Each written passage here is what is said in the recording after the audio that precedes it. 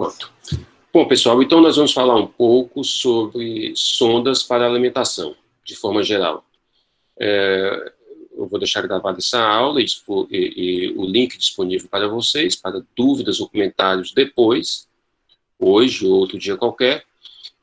E, por favor, me interrompa a qualquer momento, caso tenha necessidade. No primeiro diapositivo, nós damos uma visão geral do contexto das diversas vias de alimentação, incluindo a parenteral, que não é tema da nossa aula de hoje. Nesse sentido de nutrição parenteral, nós temos a mais comum, chamada NPT, ou nutrição parenteral total, cuja via de acesso é um vaso calibroso do sistema venoso. Então, normalmente se faz uma punção da subclávia, é um vaso calibroso. Eventualmente, uma nutrição parenteral parcial pode ser realizada em uma veia calibrosa periférica. Certo? Quando é parcial, porque você não precisa infundir todo o suporte nutricional que a pessoa precisa. A parenteral é mais volumosa, a constituição é mais complexa, a osmolaridade é mais complexa, de forma geral, e desta forma precisa de uma via venosa mais calibrosa. As sondas, que são temas de nossa aula, elas se constituem em dois tipos, as percutâneas e as nasais. A sonda nasogástrica é mais comum. Você passa do nariz para o estômago, evidentemente, quando a pessoa tolera uma refeição por via gástrica. Quando é que a pessoa tolera uma refeição por via gástrica? Quando não tem, por exemplo, obstrução da saída do estômago, quando não tem pancreatite. É a via por sonda, digamos, mais próxima do natural. Porque você injeta a refeição em um reservatório que acomoda um volume maior e vai liberando lentamente para o principal sítio absortivo. Mas esse reservatório gástrico também começa o processo de digestão. Certo? Na verdade, você só perdeu um pouquinho desse processo de digestão, que foi a mastigação e a saliva, né? Mas deixando a refeição no estômago, você já tem quase toda a integridade do processo de digestão alimentar. A sonda pode ser também nasoduodenal ou nasojejunal, dependendo da posição final da sonda. Nasoduodenal se estiver no duodeno, nasojejunal se estiver além do duodeno. Normalmente, essas sondas nasoduodenais ou nasojejunais chamamos de nasoenterais. A nasoduodenal praticamente não é utilizada. Quando a gente passa uma sonda nasoenteral, nós pretendemos que ela fique bem distante no duodeno, de preferência no começo do jejum. Estas mesmas vias, elas podem não ser nasais, mas percutâneas. Temos então a gastrostomia, quando através da pele introduzimos uma sonda para o estômago, ou a jejunostomia, quando através da pele introduzimos uma sonda para o jejum. Bom, as diversas vias, tá bom? Claro que a melhor de todas, sempre que possível, o paciente tiver competência suficiente para ingerir a quantidade alimentar suficiente para manter um equilíbrio nutritivo, e isso não significar risco de aspiração, por exemplo, a melhor via é a alimentação oral, sempre que possível. Ok? Bom, antes de submeter o paciente a uma via de alimentação alternativa, na verdade, a gente pode ser até mais genérico, antes de decidir por qualquer suporte nutricional, nós temos de responder algumas perguntas. A primeira pergunta é se o paciente tem ou apresenta risco de ter desnutrição proteico-calórica. Bom, claro, se a pessoa não está se alimentando, ela provavelmente vai ter risco de ter desnutrição proteico-calórica, se ela não está se alimentando o suficiente. Às vezes até se alimenta um pouquinho, mas não o suficiente. Agora tem um outro contexto. pessoa eventualmente pode até conseguir ingerir a quantidade habitual ou mínima, mas ela está em um estado metabólico que exige mais, certo? Então, o paciente traumatizado, politraumatizado, o paciente com sepsis, hipertiroidismo, qualquer situação que exige um quantitativo nutricional maior, essa pessoa tem um risco maior ainda de ter desnutrição, tá? Claro que no contexto de politrauma ou de sepsis, essa pessoa, além de ter uma necessidade maior, ela não tem condições de alimentação oral, claro, né? Pacientes graves, que vão estar frequentemente em ambiente de UTI, e não raramente sob ventilação mecânica, sedados, etc. O suporte nutricional pode melhorar o prognóstico ou a qualidade de vida? Esta é outra pergunta importante. Porque assim... E aí eu falo, o comentário vai ser mais no que diz respeito ao conteúdo que vocês estão estudando nesse semestre, que seria no contexto de paliação, porque, assim, existe uma situação onde o suporte nutricional não vai melhorar em nada, nem o prognóstico, e sequer a qualidade de vida. Como é possível isso, né? Você não dá suporte nutricional, a pessoa, teoricamente, vai estar subnutrida, mas não vai se incomodar com isso, nem vai melhorar o prognóstico. Claro, eu estou me referindo do último período da vida, paciente terminal. Na verdade, faltando ali dias, um pouco mais de semana, para o evento final de fatalidade. Então, você não precisa, um paciente terminal, você não precisa exagerar em insistir demasiadamente em invadir com sondas diversas ou outros procedimentos mais invasivos ainda, como parenteral, porque isso não vai melhorar nem prognóstico nem qualidade de vida. Sempre pergunte se a administração pode ser enteral.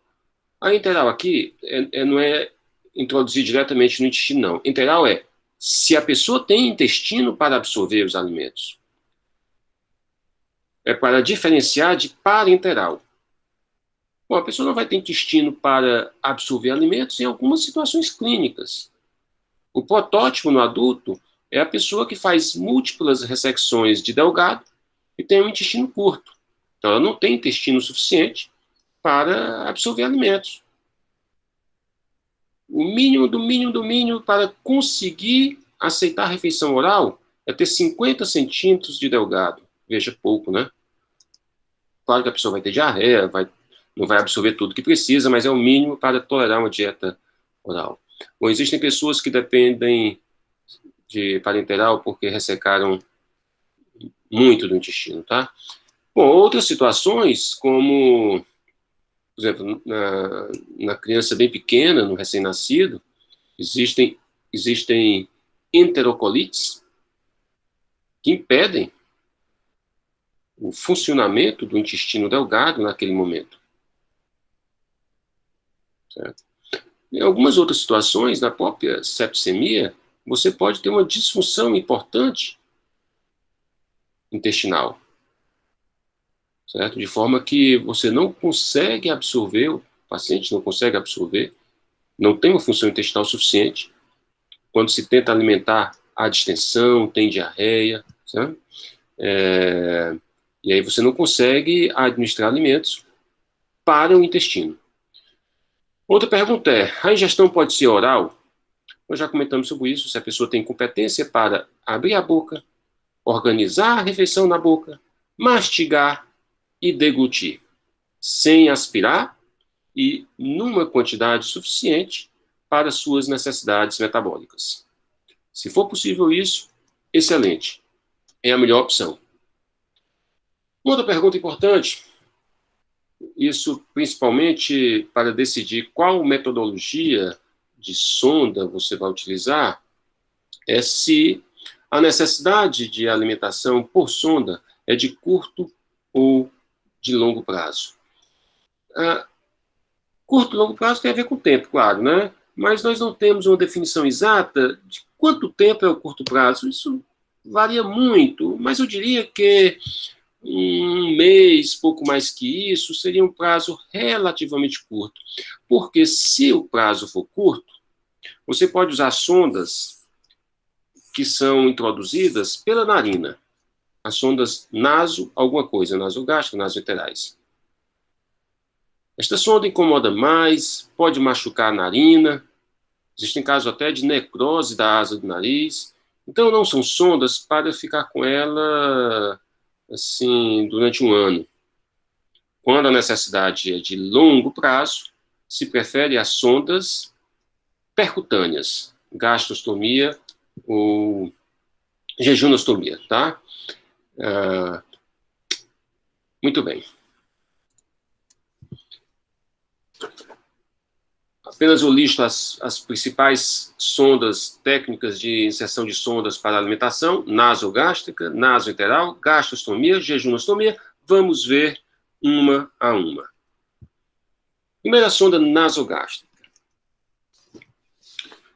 Um comentário rápido sobre isso, pessoal. Vários profissionais de saúde podem passar uma sonda nasogástrica. Então, o médico passa a sonda nasogástrica, a enfermeira passa a sonda nasogástrica. Então, passar a sonda nasogástrica não é um ato médico exclusivo do médico. A nasoenteral não, a nasoenteral é um ato exclusivo do médico. A nasogástrica não, isso ajuda. Mas é importante que o médico tenha uma noção mínima da passagem de sonda nasogástrica, porque tipicamente, quando outro membro da equipe de saúde não consegue passar essa sonda, quem vai ser chamado para passar a sonda vai ser o médico, tá? Então, vocês precisam ter uma noção razoável disso. Bom, primeiro, como é que a gente sabe a posição da sonda? Você passou a sonda pelo nariz e entrou no estômago, a outra ponta está lá no estômago.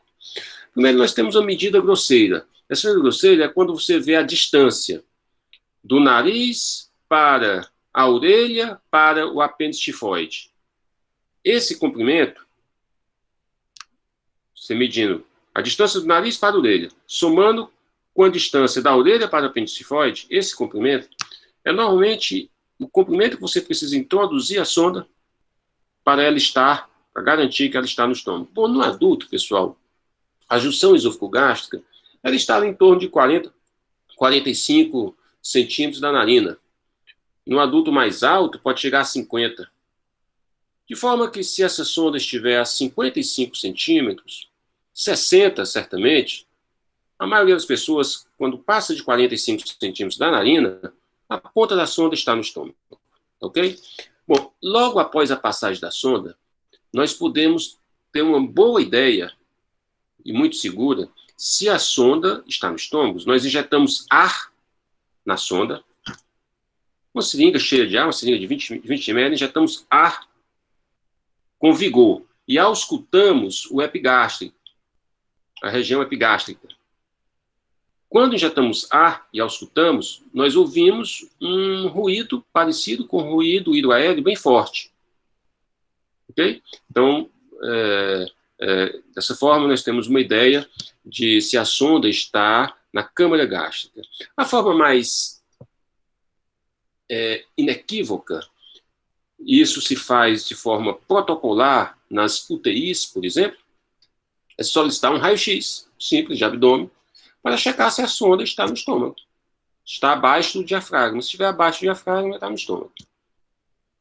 Eventualmente, quando a gente está passando sondas de exame, como uma sonda de pH-metria, a medida do refluxo de 24 horas, quando o pH cai bem, o pH do esôfago é neutro, entre 6 e 8, e o pH do estômago, às vezes, é abaixo de 2. Então, quando você tem um pH de 2, só tem uma possibilidade: estômago. Ok? Bom, isso aqui não se usa, na verdade. O método que nós usamos para checar se a sonda está na câmara gástrica são esses dois, ingestão de ar e ausculta. O raio-x recomendo que você, de plantão em um serviço de saúde, como uma UTI ou emergência, você faça o raio-x de tórax, porque você vai evitar erros, às vezes, grosseiros, tá bom? Raio-x de tórax não, de abdômen, para checar se a sonda está em posição e, a partir daí, iniciar a alimentação. O uso da nasogástrica é de curto prazo, então de semanas a mês, ou pouco mais que isso. A refeição pode ser administrada em bolos, um volume maior. Esse volume, às vezes, pode ser de 150, 200 ml. Começa devagarzinho, de 50 ml, depois 100, depois 150, 200, conforme a necessidade final do paciente. Ou gotejamento contínuo, por bomba de fusão.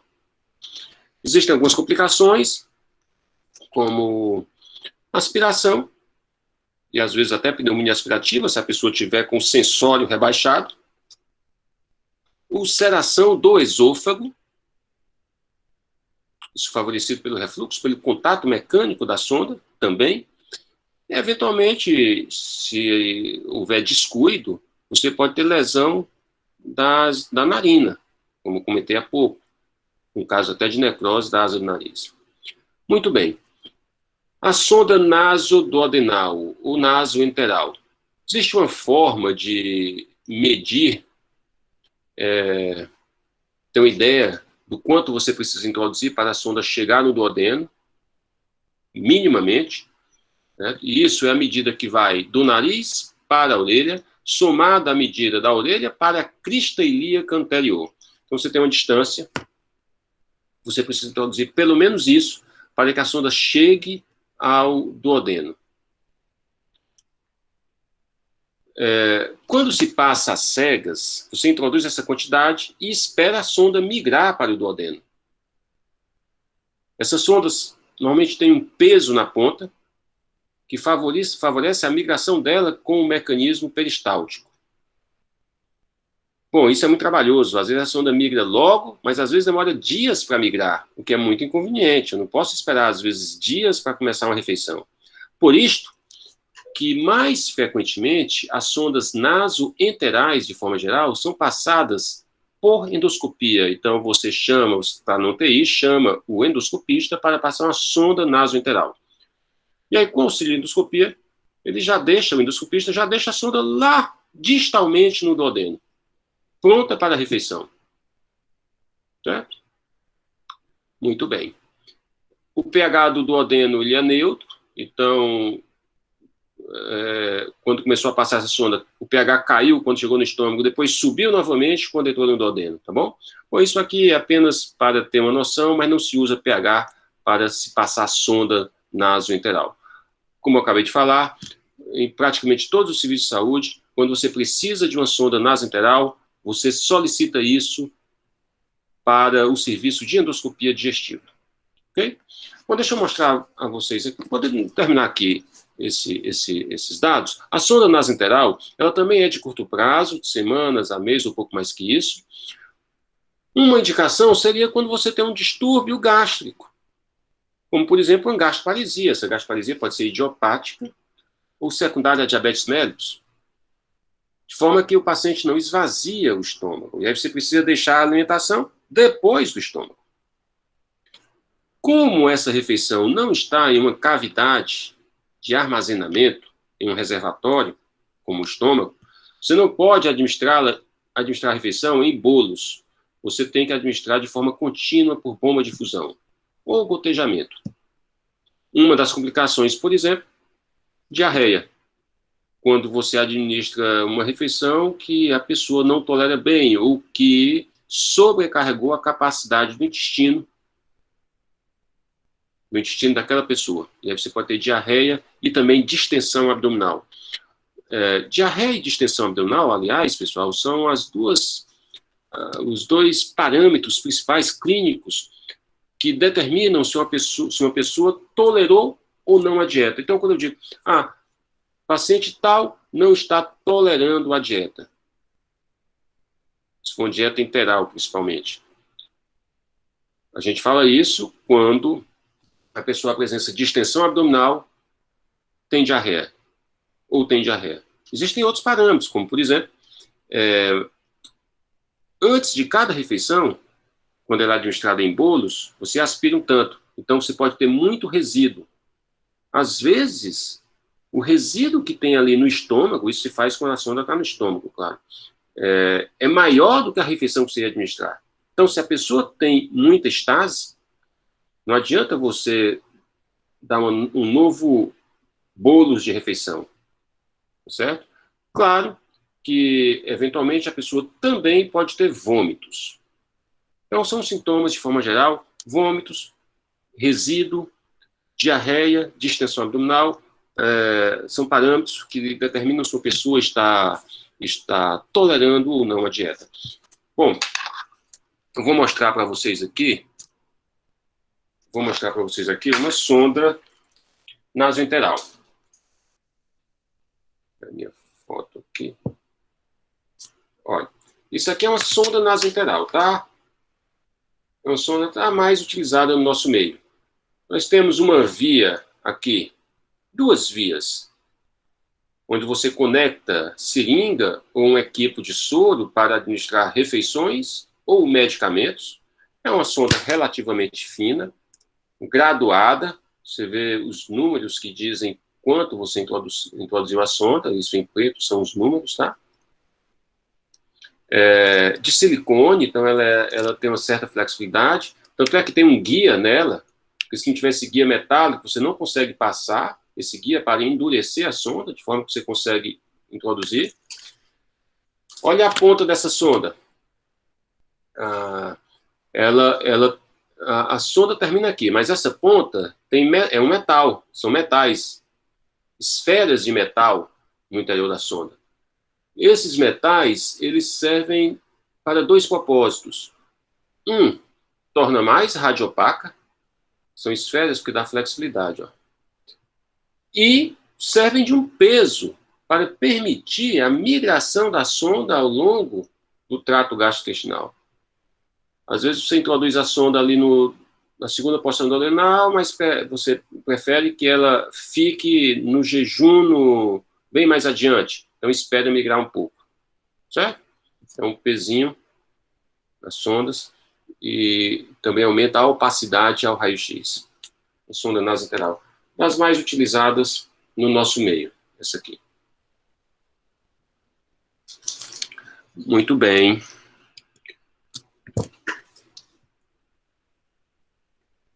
No raio-x, pessoal, esse conceito aqui é muito interessante. Interessa a imagem da direita. Então, nós temos uma sonda que está posicionada no jejum, tá? Olha, é uma sonda dessa. Veja aqui a ponta que é um pouco mais radiopaca. Como é que eu sei que está no jejum? Aqui é o diafragma, tá, pessoal? Campos pulmonares, coração, diafragma. Então, a primeira sonda está abaixo do diafragma, nitidamente. Se ela estivesse no esôfago, estaria embolada aqui. Eventualmente, a pessoa pode ter um mega esôfago e a sonda ficar embolada aqui. Então, está abaixo do diafragma, nitidamente. Então, está no abdômen. Mas como é que eu sei que não está no estômago? Bom, primeiro é o seguinte. Essa sonda está seguindo aqui a grande curvatura gástrica. Eu sei que saiu do estômago por conta desta posição aqui. Essa posição aqui é o duodeno descendente, a segunda porção duodenal, que é fixa, é reto peritoneal. Ela está de um lado da coluna, do lado direito do doente, à esquerda da nossa visão. Fixa. Quando a sonda sai do estômago, vai para o duodeno e para o jejum, a sonda vai para a direita da coluna do paciente, como aqui, e depois cruza a coluna novamente para a esquerda. Então, esta configuração de descer abaixo do diafragma, ir para a direita da coluna e cruzar a coluna de volta para a esquerda, é determinado pela anatomia das pessoas, principalmente pelo fato da segunda porção duodenal, aqui, ser reto peritoneal e fixa. Se a sonda tivesse toda do lado direito, do lado esquerdo do abdômen aqui, não tivesse passado do lado direito, todo desse lado, ela estava no estômago. Se ela tivesse toda aqui do lado direito e não tivesse cruzado de volta para o esquerdo, também estava no estômago. Ok? Então, cruza para a direita, depois volta para a esquerda. Para a direita em relação à coluna, e volta para a esquerda em relação à coluna. Tá ok? Então, pede um raio-x com esse padrão, sonda naso-jejunal bem posicionada. Gastrostomia endoscópica. Bom, a gastrostomia ela pode ser realizada de diversas formas, as duas formas mais comuns por via endoscópica ou cirúrgica, radiologia praticamente não se usa, e a mais comum de todas é por via endoscópica. Nós vamos ver uma imagem daqui a pouco, onde nós vamos ter uma ideia de como é que se faz isso por endoscopia. A gastrostomia é um método para uso de longo prazo. Então, aquele paciente que se recuperou de um quadro agudo, mas persiste com uma condição geralmente neurológica que impede a alimentação oral para sempre, ou pelo menos por um período bem longo de recuperação. Então, a melhor opção aí é uma gastrostomia, desde que não tenha nenhum distúrbio gástrico, nem obstrução da saída gástrica. Então, de longo prazo.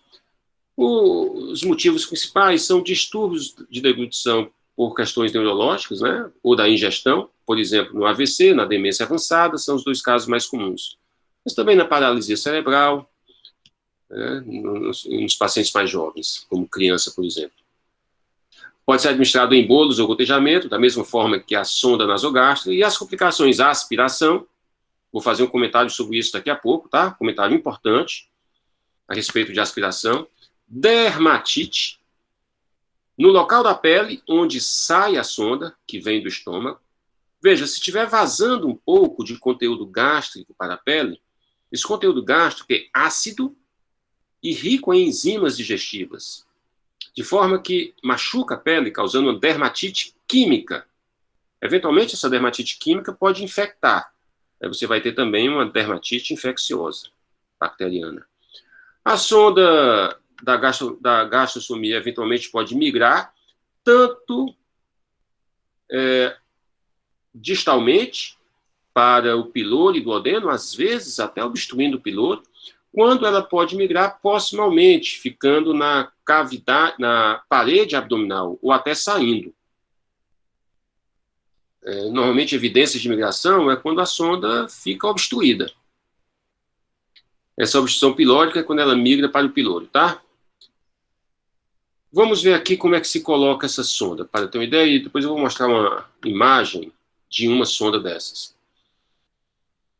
Bom, antes disso, um comentário rápido sobre jejunostomia, que é menos utilizada do que a gastrostomia, mas a utilidade clínica... Pois não. Desculpe o atraso, é para tirar uma dúvida sobre a gastrostomia. Pois não, pode perguntar. A obstrução geralmente acontece devido a uma má utilização da sonda, vamos dizer assim, ou, tipo assim, é possível que mesmo numa boa utilização, de uma administração correta da alimentação, ela obstrua? Não, ela sempre, na maioria das vezes, tem algum problema de uso. Pode ser porque entupiu com o alimento, não lavou direito depois de uma refeição, tá certo? Então ficou obstruída por resíduo alimentar, ou então porque ela migrou.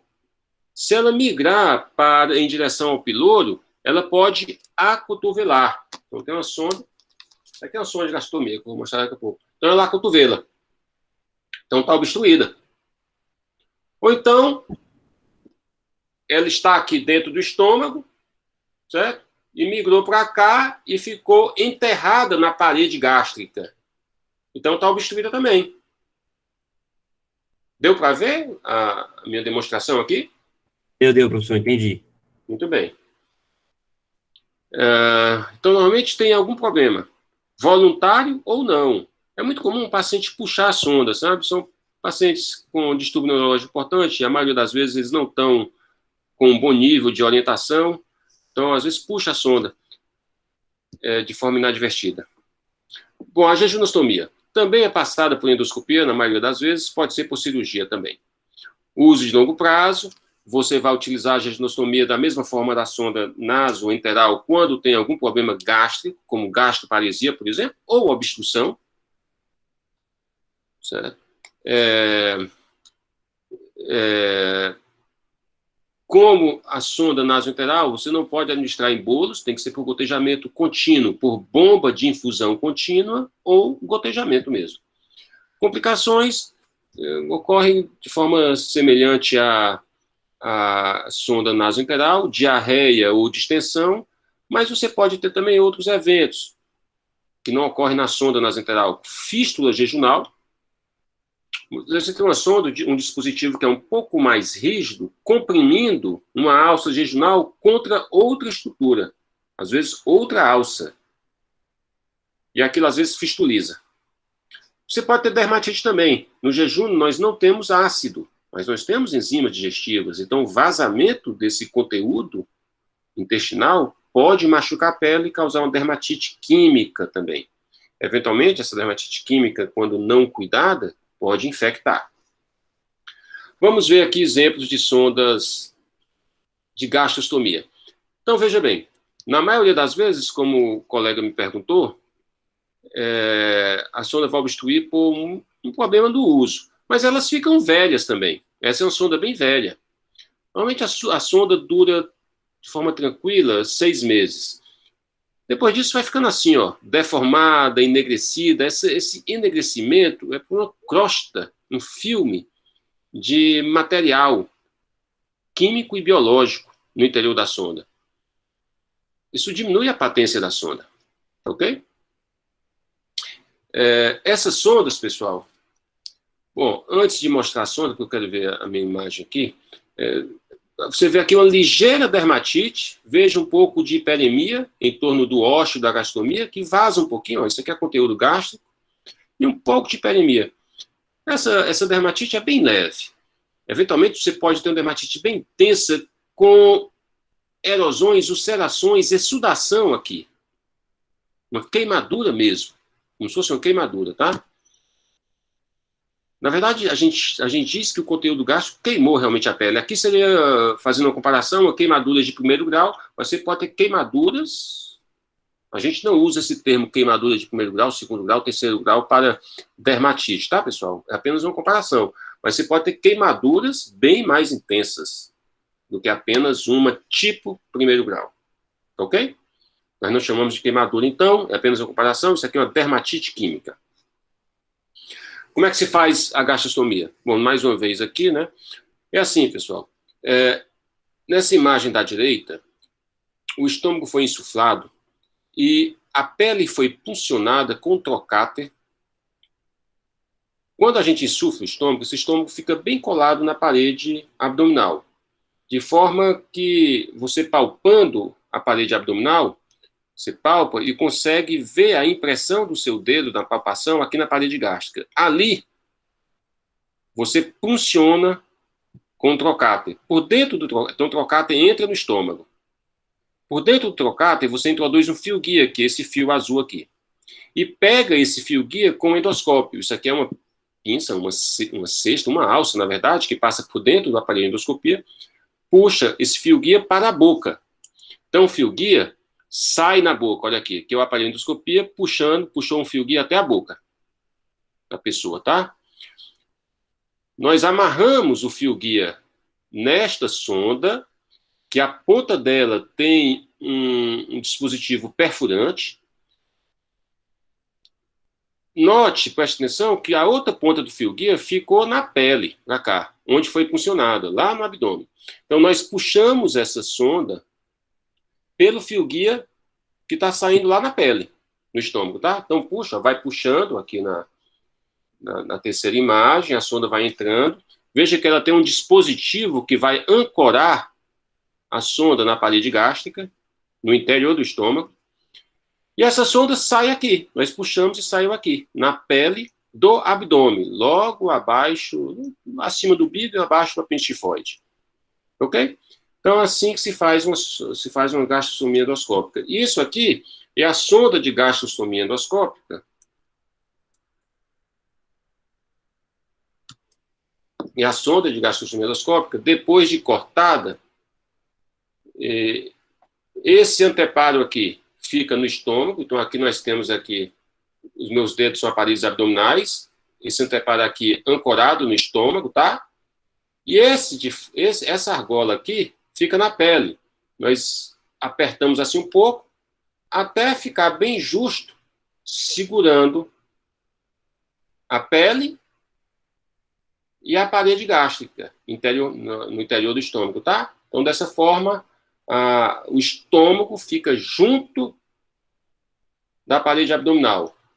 Você não tem, por exemplo, uma perfuração gástrica livre para a cavidade peritoneal.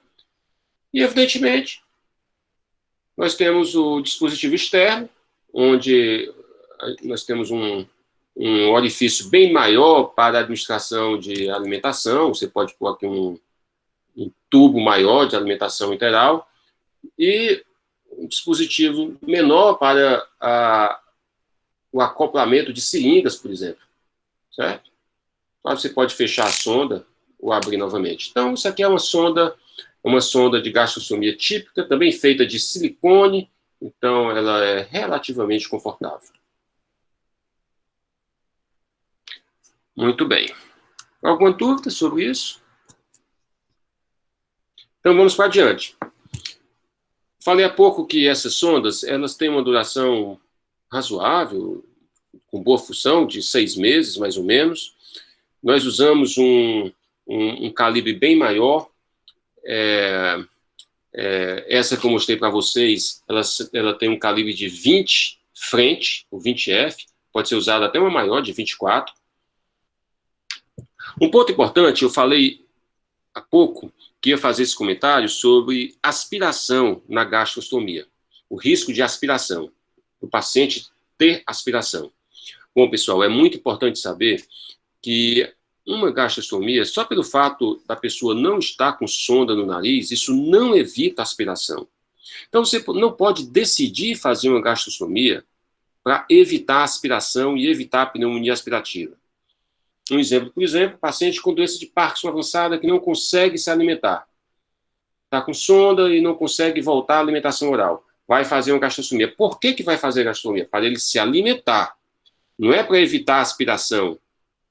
Por exemplo, esses pacientes frequentemente já tiveram algumas pneumonias aspirativas no passado. Então, você vai falar com a família ou com o próprio paciente, não, vamos fazer uma gastrostomia para diminuir o risco de pneumonia aspirativa. Não, não. Você vai fazer uma gastrostomia para a alimentação. Porque a gastrostomia não vai evitar o risco de pneumonia aspirativa, tá ok?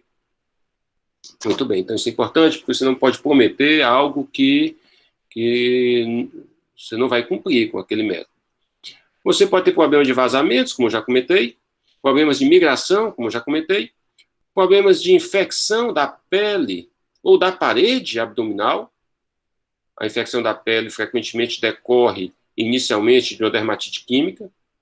Da parede abdominal, ela pode decorrer pelo próprio procedimento, ou seja, uma infecção cirúrgica, da ferida cirúrgica, ou porque a sonda migrou, ficou enterrada na parede abdominal. Como é que ela fica enterrada? Então, veja bem, aqui ela está dentro do estômago. Se ela migra um pouquinho para fora, ficou enterrada na parede abdominal. De forma que fica contaminando ali o subcutâneo e todo esse tecido da parede abdominal, tá bom? Normalmente se troca essa sonda de tempos em tempos, como por exemplo a cada 6 meses, ou a qualquer instante, dependendo da necessidade funcional do sistema. Você pode trocar pelo mesmo sistema, ou por uma sonda que, em vez de ter esse anteparo aqui, tem um balão, que você insufla e desinsufla, tá? Existe uma opção de uma sonda de gastrostomia e jejunostomia, chamada de bottom, que nós vamos ver agora. É isso aqui. A primeira imagem é uma sonda do tipo bottom. Tipo bottom não tem toda essa mangueira para fora. Fica só um anteparo para a administração de refeição ou de seringas de medicamento, bem rente à pele. O balão para fixação no interior do estômago, tá bom? Esse balão pode ser insuflado ou desinsuflado. Existem outros anteparos de fixação no interior do estômago. mas o mesmo sistema de Bottom, ou seja, não tem uma sonda saindo, como uma tromba da parede do abdômen, então é mais discreto isso aqui. E outro tipo de anteparo de fixação interna. Muito bem.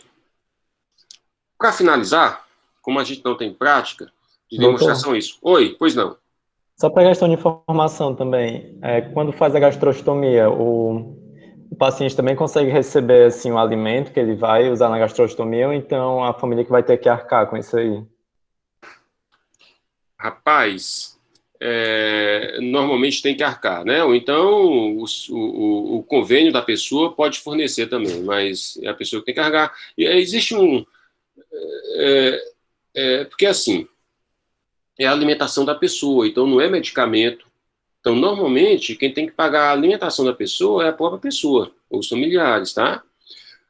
Quando aquela pessoa precisa de uma refeição muito especial, como crianças com alergia grave, que precisa de um leite especial que já vem digerido e tal, aí o poder público, depois de muito esforço por parte da pessoa, paga, fornece aquele medicamento. Mas uma gastrostomia, ou mesmo a gengiostomia, as refeições não são refeições muito diferentes, são apenas liquefeitas. Antigamente, a gente pegava a refeição e liquidificava no liquidificador.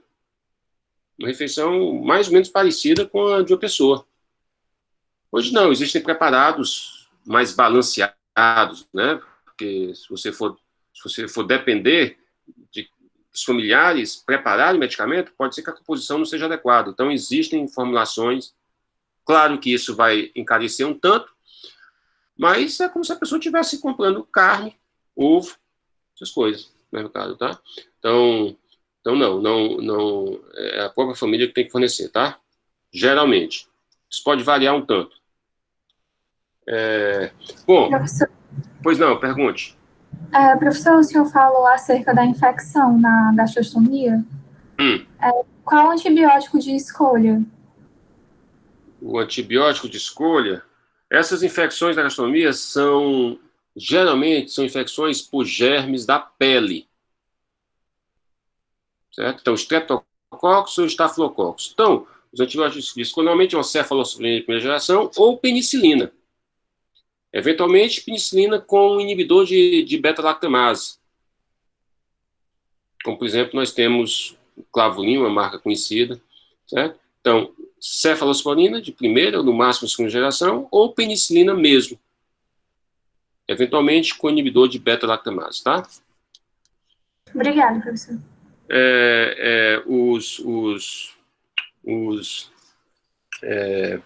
Azitromicina, claritromicina também tem efeito. Bom, pessoal, eu vou parar essa compartilhação, eu vou só mostrar um vídeo muito rápido, a gente passando uma sonda, se você tem uma ideia como é que passa uma sonda, no indivíduo acordado.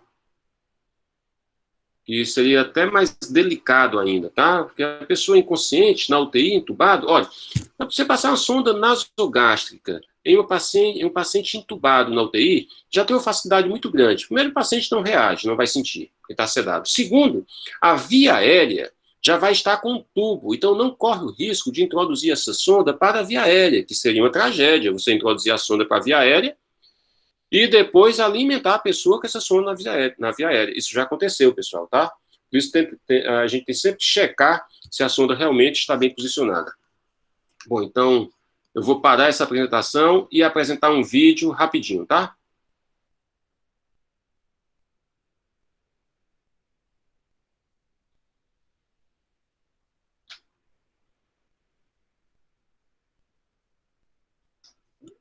Então vamos lá. Vocês estão ouvindo o som, então? Não, professor, não. Tá, então eu vou descrevendo. Eu vou descrevendo. Nós estamos anestesiando a narina, e esse é um estudante de medicina, não sei se vocês conhecem. Ele ia fazer uma manometria esofágica, tá? Então, normalmente ninguém nem anestesia a narina quando vai passar a sonda, apenas lubrifica com xilocaína geleia. Aqui nós estamos anestesiando. Vai começar a adormecer. Vou ver se eu adianto um pouquinho, que eu estou explicando a ele o que é que ele vai sentir, tá certo? Que a garganta, o nariz fica dormente, a garganta fica dormente também. Quando adormece a garganta, dá uma sensação que está fechando, mas não fecha nada. É apenas uma sensação. É isso que eu estou dizendo para ele. Vai dar mais uma xiringadinha aí na narina, para anestesiar bem. A gente xiringou, e aqui a gente vai passar a sonda. Essa é a sonda de manometria. Não é sonda de alimentação, mas a técnica é a mesma. E também a gente vai ter uma facilidade, porque nós vamos ver onde é que está o esfíncter inferior, o esfíncter superior do esôfago, então a gente sabe onde é que vai estar essa sonda, tá? Então vamos começar a passar. Então vamos lá.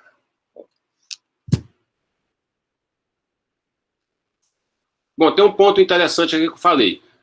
Eu estou pegando a sonda com a minha mão esquerda a mais ou menos 25, 30 centímetros da ponta. Porque se eu introduzir essa quantidade, eu já vou ter certeza que eu entubei o esôfago. 10 centímetros da ponta da sonda, você vai passar pela cavidade nasal. Vai chegar na cavidade faríngea, com 10 centímetros, tá? Então, estamos passando, tem uma resistênciazinha ali na narina. Estou com 10 centímetros aí. Significa que estou passando da narina para a faringe. Ainda não passou da narina para a faringe, tem uma resistênciazinha ali. Às vezes tem uma certa dificuldade, tá? Quando tem dificuldade, a gente tem que fazer uma curvaturazinha na sonda. Veja que a sonda está subindo, depois tem que descer para a faringe. Certo? Bom, agora a sonda passou para a faringe. Ele já vai sentir um certo incômodo, tá?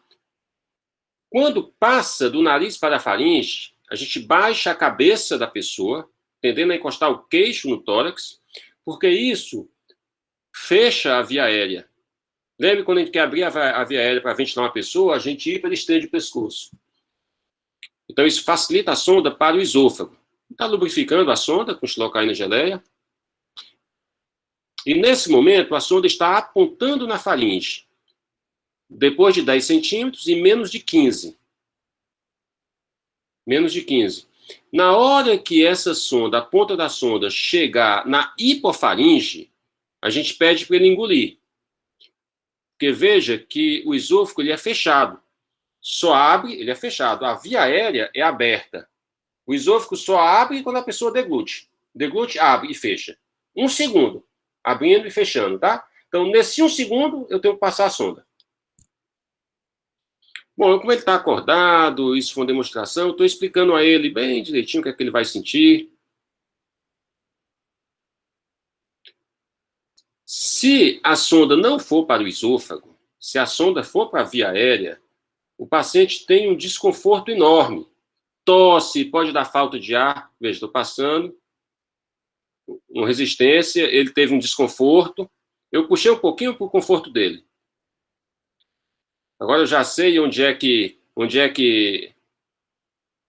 fica a hipofaringe dele, e daqui a pouco vou pedir para ele engolir e introduzir a sonda. Chegou, engole, engoliu, engole de novo, engole, pronto, a sonda passou para o esôfago.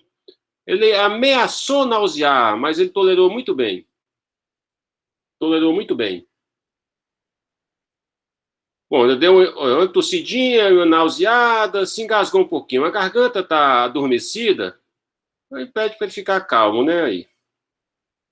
Como eu estou acompanhando ali no aparelho de manometria, eu sei que eu estou no esôfago, sabe? Porque tem umas medidas lá que eu sei que eu passei pelo esôfago, pelo esfíncter esofágico superior.